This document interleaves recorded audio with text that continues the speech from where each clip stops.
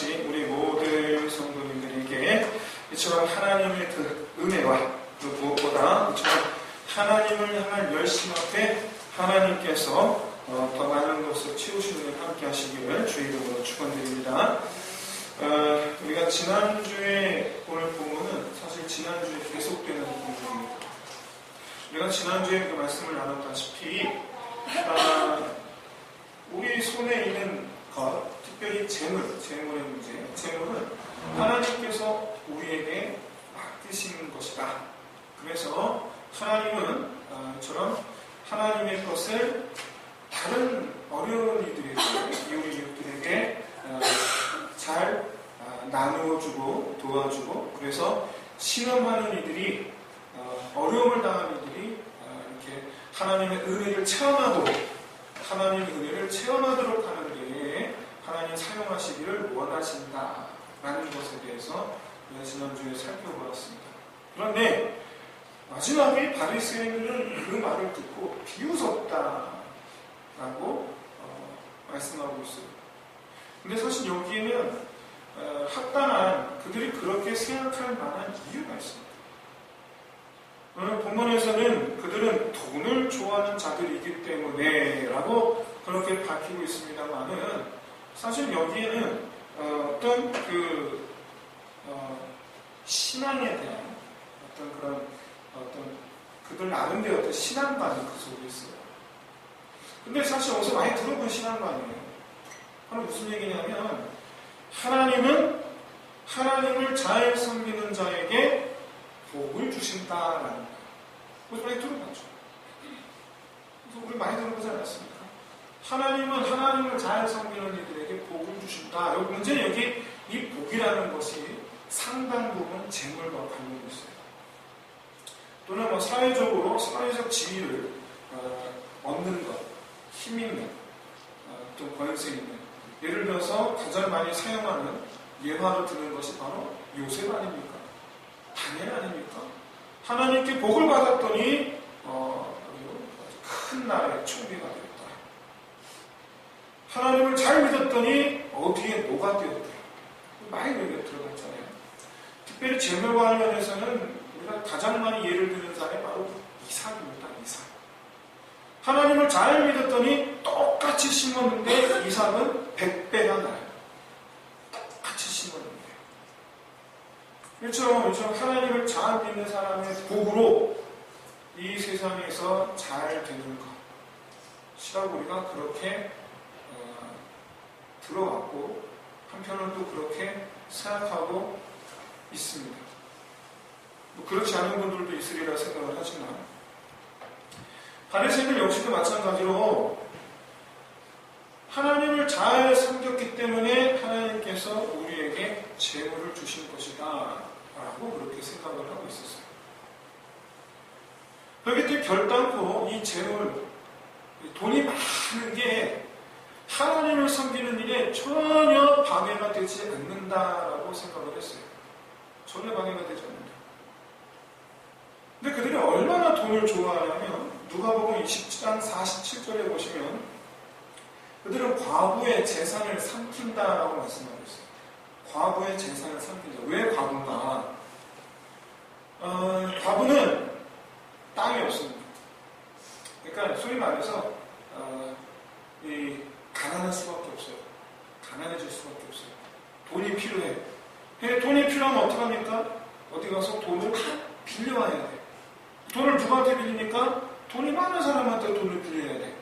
돈은 대부분 누가 많습니까? 바리새인들이 많아요. 바리새인 돈을 빌려요. 나중에 이자를 못 갚고 하면 어떻게 됩니까? 그 가난한 과부의 남은 것들을 빼앗아옵니다. 그 과부를 종으로 삼는다던가 아무튼 그러는 거예요. 그래서 과부의 가산을 삼킨다라고 표현해요. 그러니까 사채업 하는 거예요. 사채업. 그러니까 대부분의 바리새인들이 사채를 하고 있었습니다. 대부분의 바리새인. 사채업이라기보다는 대부업이라고 말하면 맞을 것 같아요. 고리업자는 아닙니다. 어쨌든 무슨 얘기냐면 뺏어놓고 축복이라고 말하는 거예요. 이해가 되십니까? 뺏어놓고 하나님께서 내게 주신 축복이다라고 말하는 거예요. 뺏어놓고. 여러분, 다른 사람한테 해를 입히고서 얻은 유익. 근데 그리스도인들 가운데는요, 기독교인들 가운데 그거를 하나님께 축복이라고 말하는 분들이 더러 계시더라고요. 자기가 뺏어놓고 하나님께 내게 주신 축복이래요. 근데 이런 경우가 너무 많아서 일일이 열고 하기가 힘들 정도예요. 너무 많아서. 우리 주변에 너무 많이 보여서. 여러분, 우리가 그런 사람이 되지 않으려면 우리는 그런 사람 보면서 시험 들잖아요. 그런 사람 보면서 우리는 상처받잖아요. 하나님 정말 계신가 하잖아요. 나도 믿지만 어떻게 저럴 수 있어? 라고 하면서 정말 하나님 계신가. 안 믿는 사람은 더만 말할 것도 없습니다. 안 믿는 사람은 더할 나위가 없어요. 여러분, 과거 기억이 하시는지 모르겠는데 30년 전에 있었던 일인데 오래된 얘기죠. 하고 이렇게 큰 교회에서 교회가 크다 보니까 교회 안에 정치인들도 있어요, 판검사도 있어요, 많이 계신 거예요. 근데 문제는 그분들의 부인들끼리 다 보니까 교회 권사님들이야. 권사님들끼리 서로 아주 고급 옷을 서로 주고받으면서 남편의 일들을 서로가 서로에게 부탁하는, 부탁이죠. 근데 이제 법원에서 판결은 뇌물 청탁 수수로 판결을 내렸어요. 여러분, 이렇게 우리가 그러면서 뭐라고 말합니까? 문제가 하나하나 해결되는 것을 바라보면서 그런 식으로 서로 옷을 주고받으면서 남편의 일이 술술 풀려. 그러면서 우리 뭐라고 얘기해요? 하나님의 축복이다라고 얘기하더라고요. 그걸 가지고 축복이에요. 그걸 가지고. 어쨌든 이런 일이 한두 가지가 아니라 굳이 예를 들지 않아도 주변에서 너무나 쉽게 발견할 수 있는 일이니까 더 이상 언급하지 않겠습니다. 하지만 그런 사람이 되어서는 안 된다라는 우리가 그런 생각들을 갖고 있잖아요. 어떻게 저럴 수가 있어? 나는 그렇게 하잖아요. 그러면 나는 그렇게 되지 말아야죠. 내가 그렇게 되지 않으려면 어떻게 해야 됩니까? 간단합니다. 먼저 오늘 보면 앞에 비유에서 말씀하신 것처럼, 하나님 말씀하신 것처럼 다른 사람을 위한 삶을 살면 돼요. 내가 좀 손해보더라도 다른 사람을 섬기면 돼요. 뭘로? 내 손에 있는 재물로. 나한테 그거 다른 사람 위에 쓰라고 맡기셨다라는 걸 여러분 믿으시기를 바랍니다. 그렇게 해서 다른 사람에게 유익을 끼치는 삶을 사는 거예요. 그것이 하나님께서 가장 원하시는 것이다. 하나님은 나를 통해서 다른 사람들이, 나를 통해서 그 사람이, 나를 통해서 교회가 살아 일어나기를 원하세요. 하나님께 내게 원하시는 것, 주여 내게 무엇을 원하십니까? 주여 나를 향한 하나님의 뜻이 무엇입니까? 그럼 하나님 우리에게 말씀하세요. 내가 너한테 맡긴 걸로 다른 사람을 살려. 내가 너한테 맡긴 걸로 네 교회를 살려. 이게 하나님께서 원하시는 거예요. 그렇게 하나님의 나라를 세워가는 거예요. 그렇게 하나님의 나라를. 여러분, 무엇보다 이것은 나를 통해 다른 사람이 사는 것, 이것을 누구보다 하나님이 먼저 몸소 실천하셨어요. 어떻게 실천하셨습니까? 하나님은 돈도 아니고 재물도 아니고 그 무엇도 아니고 자기 생명을 주셨어요. 나를 살리려고, 다른 사람을 살리려고. 다른 사람을 살게 하시려고 본인이 십자가에 올라가셨어요. 여러분, 십자가의 길을 걷는다라는 것은 다른 사람을 위한 삶을 사는 걸 말해요. 그게 십자가의 길이에요. 예수님의 제자는 어떤 사람인가? 다른 사람을 위하는 사람. 그게 십자가의 길이에요. 어떤 분은 십자가라는 개념을 고난이라고 생각하는데 그렇지 않아요. 십자가라는 개념은 다른 사람을 살리는 것이에요. 그게 십자가예요. 살리는 것. 결국 고난을 의미하지 않습니다. 그래서 우리는 기쁨으로 그 일을 하는 거예요. 십자가의 길을 인상 쓰면서 가는 게 아니고 십자가의 길을 우리가 기뻐함으로 가는 거예요. 사랑하는 성도 여러분, 참으로 너무나 부끄럽게 짝이었는데 우리가 그렇게 돈이 얼마가 되었든 마음은 돈만 원이 되었든, 아니면 10만 원이든 100만 원이 되었든, 뭐가 되었든. 자, 이제 우리가 그렇게 적든 많든 그것으로 다른 사람을 도와야 되겠다, 다른 사람을 도와야 되겠다는 생각 그 자체를 갖는다는 것, 거기부터가 여러분 얼마나 힘듭니까? 부끄럽지만 그 자체가 얼마나 힘듭니까? 제가 엊그저께 있었던 일인데, 지난주 중에 있었던 일인데, 웬 카톡에 이름도 안 써있어. 이름도 안 써. 그냥 글자 하나만 딸랑 있는 전화번호가 없는 한 사람이 저한테 카톡 문자를 보내왔어요. 제가 이제 도윤이가 백혈구가 중환자실에서 백혈구가 수혈받아야 되는데 맞는 사람이 안 맞는 사람이 있대요. 그래서 이제 그것도 오늘 2시에 돼야 된다고 하는데 그걸 10시에 얘기를 하는 거예요. 그러니 급한 마음에 제가 이제 SNS로 막 올렸어요. 다행히 해결됐습니다. 그런데 이제 와서 그걸 보고서 좀 도움이 되고 싶다고요. 자기 근데 수혈은, 사정상 수혈은 어렵고 그렇게 해서 좀 아이를 돕는 그런 데 좀 사용했으면 좋겠다. 그래서 헌금하려고 한다고 하는데 제가 당사에 거절해서 아닙니다. 고쳐졌습니다. 안 보내셔도 됩니다. 그래서 거절했어요. 거절했는데 좀 한참 있다가 목사님 교회에 헌금하고 싶습니다. 그러는 거예요. 모르는 사람이. 그래서 그냥 저는 좀 그래서 아니다 괜찮다고. 그래도 불구하고 계속 얘기를 해서 그래서 이제 교회 계좌번호를 알려줬어요. 내일까지 보내겠대요. 그래서 저는 내심 생각이 속으로 뭐지? 생각했어요. 그 마음을 순수하게 받아들이기가 사실 처음엔 좀 어려웠어요. 요즘 은행 계좌번호라는 게 민감한 시대니까. 그랬어요. 그 다음날 안 보냈어요.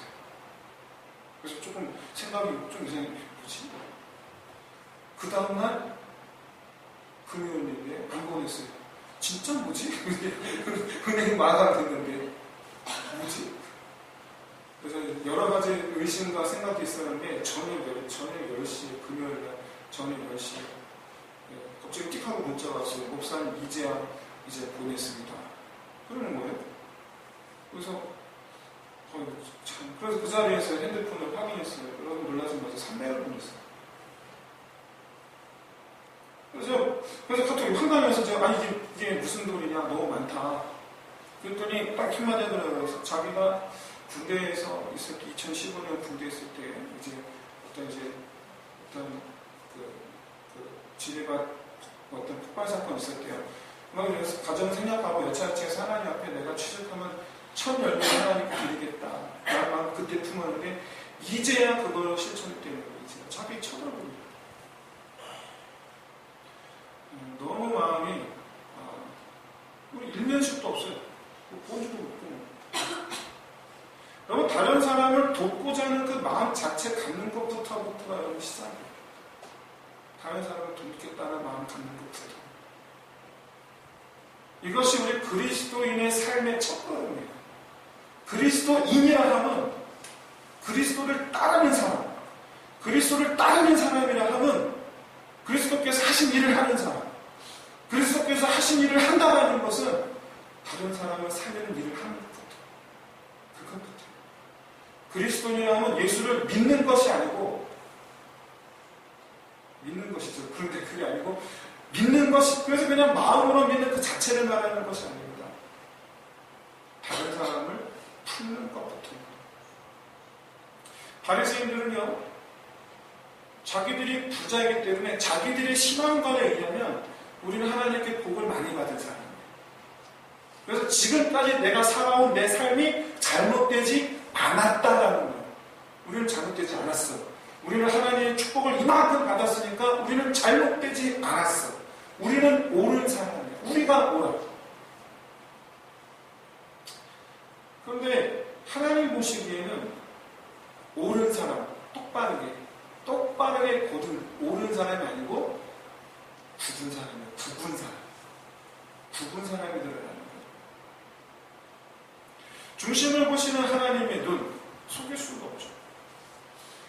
그들은 하나님을 위한 마음이 아니라 자기 자신을 위한 마음으로 가득한 사람들이라는 것을 하나님은 보셨어요. 가장 대표적인 부분 마음이 바로 뭐냐면 자기 자신을 위한 마음이 뭐냐면 바로 스스로 높임을 받고자 하는 마음. 교회 안에도요, 여러분 높임을 받고자 하는 분들이 있어요. 특별히 직분과 관련되어서 그렇습니다. 어떤 분이 젊은 목사님이 이제 목사 안수를 막 받았어요. 목사 안수를 받았는데 이제 목사 안수를 받아서 이제 부목사가 되어서 큰 교회에서 교구를 맡아서 교구 목사로 이렇게 있는 가운데 있는데 얼마 있다가 바깥에서 막 싸우는 소리가 들리는 거예요. 뭐지? 하고 이렇게 내다봤는데 그 목사님하고 그 교구의 교구장 권사님하고 둘이 언성을 높이고 있는 거예요. 그래서 제가 판단해서 죄송합니다. 무슨 일인지 모르겠지만 지금 이렇게 있으니까 나중에 이렇게 되시고 권사님도 좀 마음을 가라앉히시고 나중에 다시 말씀하시죠. 그랬더니 권사님이 툭 가시더라고요. 그래서 목사님 들어왔어요. 무슨 일이냐? 제가 그 목사 물어봤어요. 물어봤더니 내가 목사인데 이러면서 시작하는 거예요. 말 시작이 내가 목사인데 부터 시작을 하는 거예요. 그 말 듣는 순간 정말 저동원의 고개가 팍 숙여지더라고요. 내가 목사인데 그 뒷얘기는 중요하지 않아요. 어떤 일이 있었는지는 중요하지 않아요. 이래봬도 내가 목사인데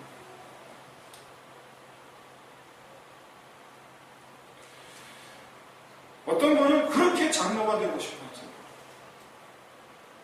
어떤 교회에서 장로 임직식을 합니다. 그런데 그 교회는 보통 예전에는요, 요즘에는 그런 교회들이 많이 없어지고 있어요. 저희 교회도 그렇지 않습니다. 안 할 겁니다. 그래서 임직식을 할 때 임직하는 분들이 교회 헌금을 하는 거예요. 근데 요즘 많이 없어지고 있어요. 근데 옛날에는 왜 그렇게 헌금을 하겠냐면 교회직을 하고 건축 때문에. 그래서 이제 임직자를 이렇게 헌금하게 막 그래서 뭐 심지어 정해져 있더라고요. 300만, 500만. 근데 요즘에 많이 없어졌어요. 저희 교회도 그런 거 안 해요.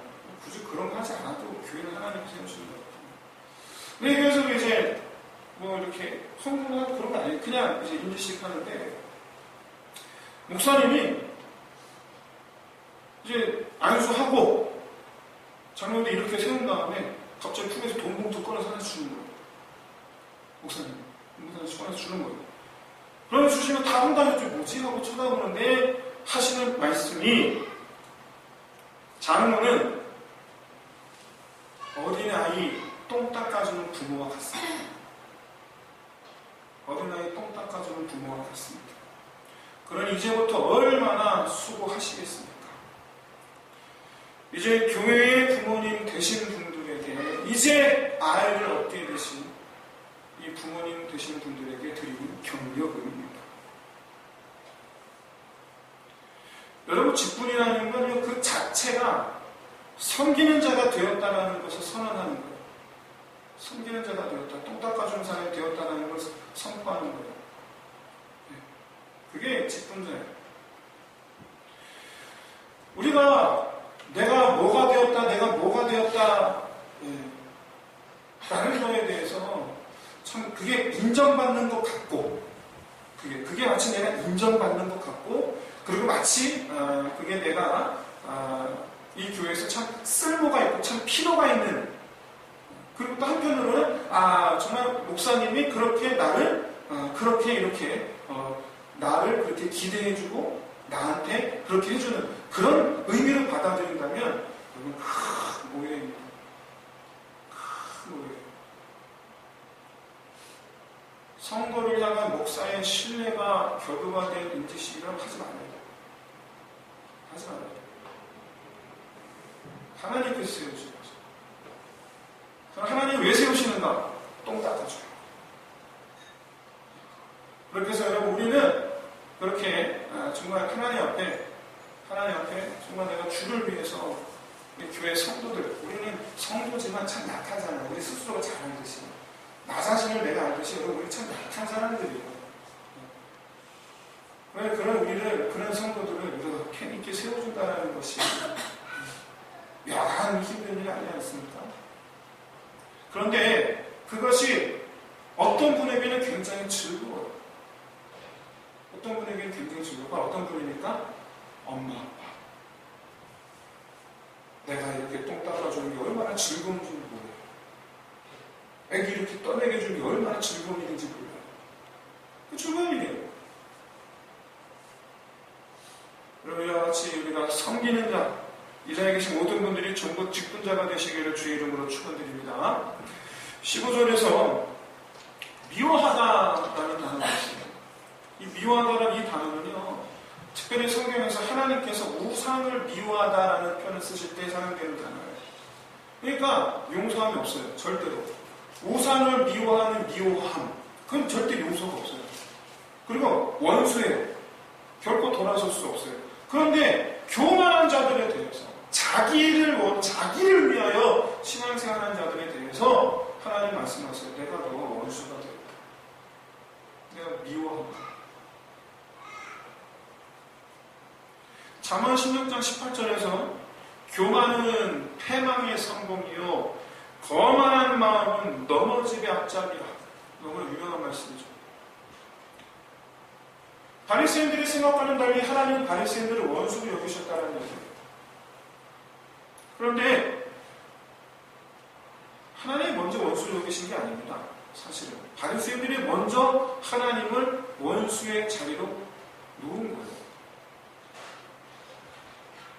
그들은 하나님의 백성들을 하나님의 율법으로 올가매어서 자기들의 유익을 구했어요. 자기들은 부자가 되고 하나님을 바보로 만들었어요. 교만은요, 자기 중심적인 사람을 말합니다. 자기가 대접받아야 돼요. 자기 말이 통해야 돼요. 자기 생각대로 돼야 돼요. 그리고 자기가 이거 다 했다고 생각해요. 나 없으면 큰일 나요. 그런데 이렇게 자기 중심적인 사람은 하나님을 바보로 만듭니다. 뻗어놓은 보리자루로 만듭니다.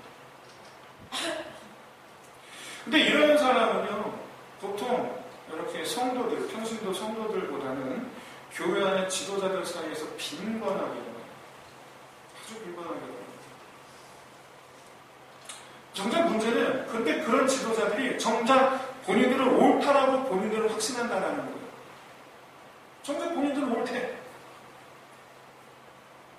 얼마 전에 이제 총신대에서 있었던 총장 사태, 이제 일단락이 됐어요. 총장 새로 뽑았고, 다시 학교가 정상화가 됐어요. 다시 교단으로 돌아갔어요. 여러 가지로 다 회복됐어요.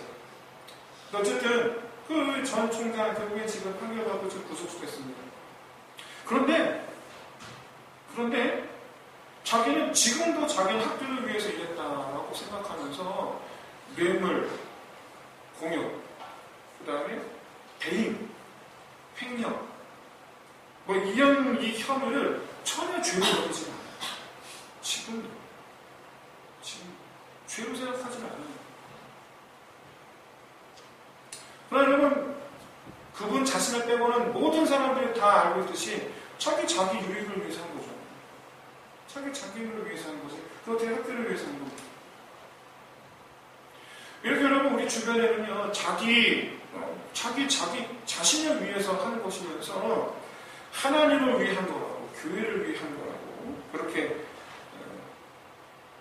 다른 사람들을 힘들게 하면서 그렇게 하나님을 바보로 만드는 그런 일들이 얼마나 많습니까? 더 이상 그런 일들이 일어나서는 안 될 줄로 있습니다. 특별히 우리 교회는 더 우리 교회를 결단코 그런 일이 허용되는 교회가 되어서는 안 될 것입니다. 그런 교회가 되기를 바라고, 아울러서 여러분의 자신도 마찬가지입니다. 우리도 정말 겸손하게 하나님을 위하여 내 유익을 구하는 것이 아니라 하나님을 위하여, 하나님을 위한다는 것은 아까도 계속해서 지금 일률적으로 획일적으로 말씀드리고 있습니다. 지난주와 이어서 계속되는 말씀이라고 말씀드렸죠. 하나님을 위하여 다른 사람을 섬기라는, 다른 사람을 살리라는 거예요. 다른 사람에게 하나님의 은혜가 흘러가도록 하라는 거예요. 이를 위해서 우리가 교회에서 목사가 된 자들, 앞으로 세워질 장로님들, 여러 직분자, 우리 모든 성도라고 마찬가지로 다 그렇게 되시기를 주의 이름으로 축원드립니다. 16절에서 이 16절의 의미는 바리새인들이 그동안 이렇게 기대었던 이 구약의 시대가 이제는 지나가고, 구약의 시대가 지나가고, 그리고 새로운 하나님의 나라가 시대가 이제 열렸는데, 다른 사람들은 그 새로운 하나님의 나라로 들어올 텐데 이제 너희는 어떻게 하겠느냐? 이제 너희는 어떻게 하겠느냐? 너희가 그토록 기대했던 구약의 시대는 지나갔다. 그 구약에 빌붙어서 그렇게 너희 유익을 구하던 그런 때가 이제는 지나갔다라는 거예요. 그럼 이제 어떻게 하겠느냐라는 거예요. 새로운 하나님 나라에 들어오려면 지금까지 너희의 그 마음가짐, 태도를 지금 바꿔야 된다는 거예요.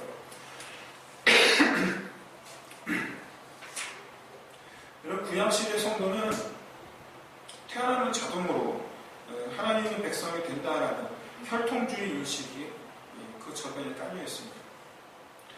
그것이 맞다라는 것은 아니에요. 그것이 맞다. 왜냐하면 하나님은 이 이스라엘 총회가 닫힌 총회가 아니라 열린 총회로 삼아주셨어요. 전쟁하다가 포로로 잡은 사람, 그 사람이 원하면 어떻게 했다고요?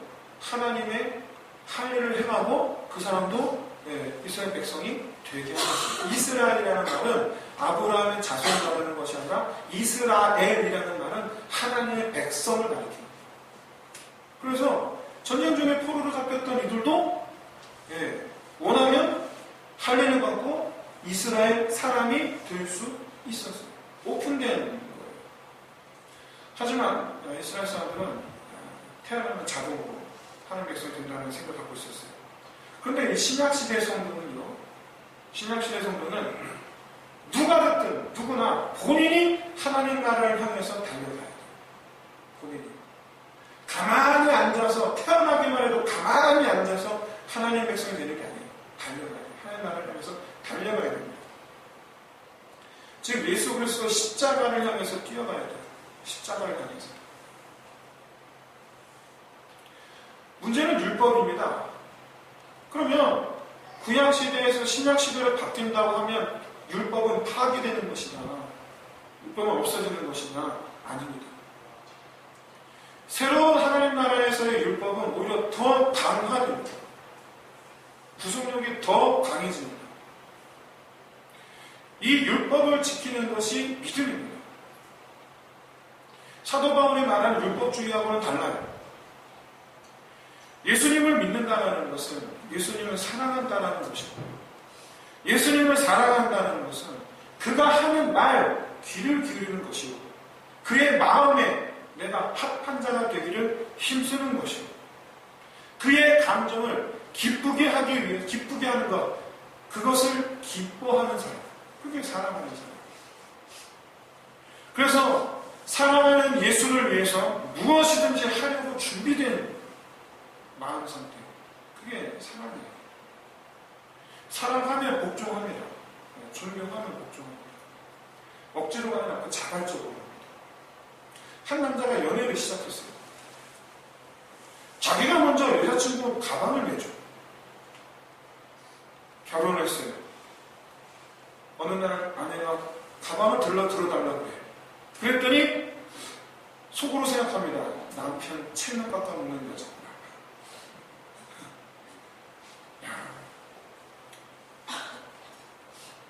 이 사람의 마음의 중심에 행동을 결정해요. 행동을 결정해요. 그러면 이렇게 우리가 손을 들어서 가슴에 손을 놓고 여러분, 나는 하나님을 향해서 지금 어떻게 행동하고 있는가? 다시 말씀드리면서 나는 하나님을 사랑하고 있는가? 여러분 한번 깊이 생각해 보시죠. 여러분, 근데 이 시간 끝나고 나서 괜히 부부간에 서로 상대방의 사랑을 시험하지 마십시오. 이번에 가방들고 하지 마세요. 그냥 오늘 이 시간 여러분 나만 생각하세요. 나는 남편을 더 사랑해야 되겠다. 나는 아내를 더 사랑해야 되겠다. 그리고 각자 내가 사랑해야 되겠다라고 생각하세요. 저 사람 나를 사랑할까 하지 마시고, 그건 하나님만 하시면 됩니다. 아무튼 그렇게 하면 우리가 하나님을 사랑하면 하나님의 말씀을 따르게 됩니다. 그런데 그 말씀이 이전보다 더 강해졌어요. 왜 그러냐? 구약의 성도들은 율법을 곡해했습니다. 왜곡했어요? 예를 들어서 설명한 게 바로 이혼이에요. 이혼. 신명기 24장 1절에서 4절에 바로 이 모세가 아내 이혼하는 것에 대해서 설명을 했는데, 이때 이 신명기 24장 1절 4절에 의하면 아내가 수치가 되는 일이 있으면 수치가 되는 일이 있으면 그것이 법적 근거를 갖게 되는 순간, 그때서야 비로소 이혼이 가능하다. 의심도 안 된다는 증거가 있어야 된다는 거예요. 아내가 수치스러운 일을 했다라는 증거가, 법적 효력이 있는 증거가 있어야만이 이혼이 가능하다라는 얘기예요. 그게 무슨 얘기냐면, 수치를, 즉 가능한 경우입니다. 가능한 경우. 그 외에는 절대로 안 돼요. 그런데 고대 이스라엘 사회에서 처녀라는 모르가, 뭐 처녀도 사실은 힘든 얘기긴 합니다만, 이 결혼한 유부녀가 외국 남자와 간음을 한다는 것은 이스라엘 사회 구조상 거의 실현되기가 어렵습니다. 거의 어려워요. 실현되기가 어려워요. 왜 그러는가? 이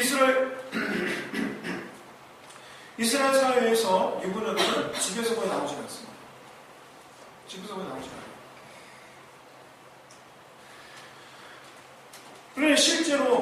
그러니 실제로 이혼할 일이 사실 없어요. 없어요. 그런데 문제는 이 율법 하나 때문에 하나님께서 이혼을 허용하셨다라고 받아들였다는 거예요. 이혼을 허용하셨다. 이제부터 이제 왜곡되기 시작하는 거예요. 그래서 이혼을 허용하셨으니까 이혼할 수 있는 경우의 수를 여러 개 만들어요. 성경에 없는. 그것을 아내 된 이들에게는 족쇄였어요. 아내 된 이들에게는 족쇄였어요. 여러분, 이렇게 이 율법을 곡해하는 이들에게 하나님은 더 완성하셨는데, 어떻게 완성하셨냐면, 아내와 이혼할 생각을 하는 남편들에게 뭐라고 말합니까? 아내 사랑하기를 우리 목숨같이 사랑을 자기 목숨같이 하라는 거예요. 자기 목숨 사랑하는 거예요. 자기 생명 사랑하는 거예요. 안 돼. 할 수가 없어요. 그럼 이렇게 처음에 너희는 돈을 주고 하는 자로 에서 시작해서 너희 스스로 옳은 자로 여기는 돈에서 옳은 자에서 새로운 율법으로, 그렇게 오늘 본문에 이렇게 이와 같은 본문의 흐름 속에서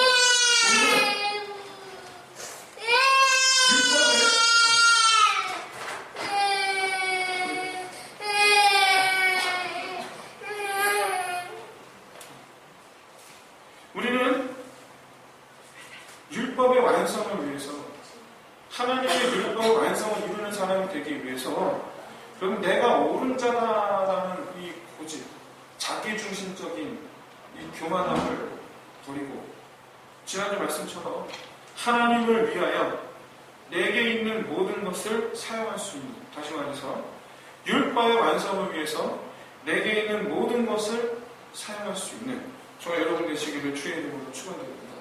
하나님의 율법을 완성하는 것, 새롭게 하실 그 율법 완성하는 것, 이것이 새로운 하나님의 나라 신약 성도들이 나아가야 할 길이에요. 이것이 그렇게 이처럼 우리가 하나님의 법을 세우고 그렇게 하나님을 사랑함으로, 그리스도를 사랑함으로 하나님의 법을 세워나가는 저와 여러분 다 되시기를 주의 이름으로 축원드립니다. 특별히 이번에 이제 명절 기간에 여러분 이제 부모님, 우리 형제분들 많이 만나실 텐데, 이렇게 사회면에서 나는 그런 복잡하다는 일들 말고, 정말 우리는 이번 명절 기간 동안에 우리 부모님을, 또 우리 형제들을 그동안의 어떤 있다면 다 하나님 앞에 회개하고, 묵은 것들을 다 회개하고, 하나님 다 내려놓고 온전히 내 형제들을 내가 세우는 자로 이 명절 기간에 이렇게 여러분 함께 하나님 일들을 행하실 수 있는 저와 여러분 되시기를 또한 예수님 이름으로 축복합니다.